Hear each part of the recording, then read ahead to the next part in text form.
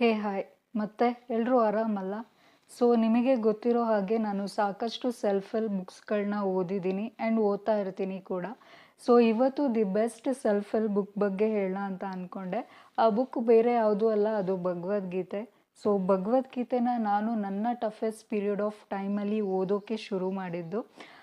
ನಾನು ಪ್ರತಿಯೊಂದು ಬುಕ್ಗಳ ರಿವ್ಯೂ ಕೊಟ್ಟಾಗ ಕೊನೆಯಲ್ಲಿ ಹೇಳ್ತೀನಿ, ಈ ಬುಕ್ ಓದಿ ಖಂಡಿತವಾಗ್ಲೂ ನಿಮಗೆ ಹೆಲ್ಪ್ ಆಗುತ್ತೆ ಅಂತ.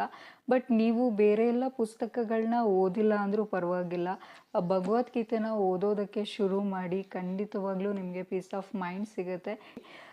ಶುರು ಮಾಡಿದ ಕೂಡಲೇ ಎಲ್ಲ ಸಾರ್ಟ್ಔಟ್ ಆಗುತ್ತೆ, ಎಲ್ಲ ಅರ್ಥ ಆಗುತ್ತೆ ಅಂತ ನಾನು ಹೇಳಲ್ಲ. ಬಟ್ ಹೋಗ್ತಾ ಹೋಗ್ತಾ ನಿಮಗೆ ಚೇಂಜಸ್ ಗೊತ್ತಾಗುತ್ತೆ. ಒಂದು ಪೀಸ್ ಆಫ್ ಮೈಂಡ್ ಅಂತೂ ಖಂಡಿತವಾಗ್ಲೂ ಸಿಗುತ್ತೆ. ಈ ಬುಕ್ಕಲ್ಲಿ ಲೈಫಲ್ಲಿ ಬರೋ ಎಲ್ಲ ಅಬ್ಸ್ಟ್ಯಾಕಲ್ಸ್ಗೂ ಸೊಲ್ಯೂಷನ್ ಇದೆ. ಬುಕ್ ಓದೋ ಮನ್ಸು ಜೊತೆಗೆ ಅರ್ಥ ಮಾಡ್ಕೊಳ್ಳೋ ಶಕ್ತಿ ನಮಗಿರಬೇಕು ಅಷ್ಟೇ.